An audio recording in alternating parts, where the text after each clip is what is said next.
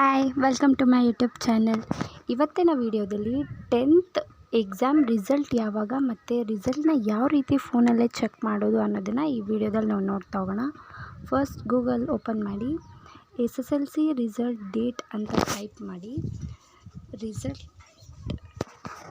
ಯಾವ ಡೇಟಲ್ಲಿ ಅನೌನ್ಸ್ ಆಗಿದೆ ಅನ್ನೋದನ್ನು ಚೆಕ್ ಮಾಡೋಣ. ರಿಸಲ್ಟ್ 2024 ಡೇಟ್, ರಿಸಲ್ಟ್ ಡೇಟ್ ಇದೆ 8 or 10 May 2024 ಅಂತ ಕೊಟ್ಟಿದ್ದಾರೆ ನೋಡಿ. ಮೇನಲ್ಲಿ 8 to 10 ಈ ಡೇಟಲ್ಲಿ ಅನೌನ್ಸ್ ಆಗುತ್ತೆ ಅಂತ ಹೇಳಿದ್ದಾರೆ. ಓಕೆ, ಇವಾಗ ನೆಕ್ಸ್ಟ್ ಯಾವ ರೀತಿ ರಿಸಲ್ಟ್ ಬಂದಮೇಲೆ ಯಾವ ರೀತಿ ರಿಸಲ್ಟ್ನ ಚೆಕ್ ಮಾಡೋದು ಅನ್ನೋದನ್ನು ನೋಡೋಣ.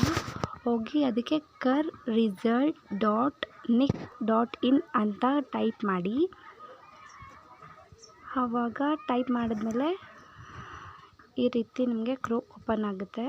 ಕರ್ನಾಟಕ ಎಕ್ಸಾಮಿನೇಷನ್ ರಿಸಲ್ಟ್ ಅಂತ ಅದರ ಮೇಲೆ ನೀವು ಕ್ಲಿಕ್ ಮಾಡಿದ್ರೆ ಈ ಥರ ಪೇಜ್ ಓಪನ್ ಆಗುತ್ತೆ. ನೋಡಿ, ಇವಾಗ 10th ರಿಸಲ್ಟ್ ನಮಗಿನ್ನೂ ಅನೌನ್ಸ್ ಆಗಿಲ್ಲ. ಸೊ ಇದು PUದು ನಮಗೆ ಎಕ್ಸಾಮಿನೇಷನ್ ರಿಸಲ್ಟ್ ತೋರಿಸ್ತಿದೆ. ಬಟ್ ನಿಮ್ಗೆ 10th ರಿಸಲ್ಟ್ ಬಂದಮೇಲೆ ಅಲ್ಲಿ 10th ರಿಸಲ್ಟ್ ನಿಮಗೆ ಶೋ ಆಗುತ್ತೆ. ಇಲ್ಲಿ ನಿಮಗೆ ರಿಜಿಸ್ಟರ್ ನಂಬರ್ ಕೇಳ್ತಿದೆ ಮತ್ತು ಕಾಂಬಿನೇಷನ್ ಕೇಳ್ತಿದೆ. ನೀವು ರಿಜಿಸ್ಟರ್ ನೇಮ್ ಯಾವುದಿದೆ ರಿಜಿಸ್ಟರ್ ನಂಬರ್ ಅದನ್ನು ಟೈಪ್ ಮಾಡಿ.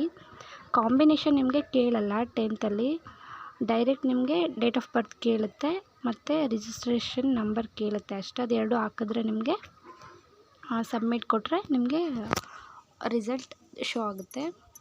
ನೆಕ್ಸ್ಟ್ ಇದರಲ್ಲಿ ಇನ್ನೊಂದು ಇಂಪಾರ್ಟೆಂಟ್ ಏನಪ್ಪ ಅಂತಂದರೆ, ನೀವು ಫೋನಲ್ಲಿ ನೋಡ್ತಾ ಇರೋದ್ರಿಂದ ಇಲ್ಲಿ ಮೇಲ್ಗಡೆ 3 ಡಾಟ್ಸ್ ಕಾಣ್ತಿದೆ ನೋಡಿ, ಅಲ್ಲೋಗಿ ನೀವು ಡೆಸ್ಕ್ಟಾಪ್ ಸೈಟ್ ಅಂತ ಇದೆಯಲ್ಲ ಇದನ್ನು ಸೆಲೆಕ್ಟ್ ಮಾಡ್ಕೋಬೇಕು ನೀವು ರಿಸಲ್ಟ್ ನೋಡೋದಕ್ಕೆ ಮುಂಚೆ.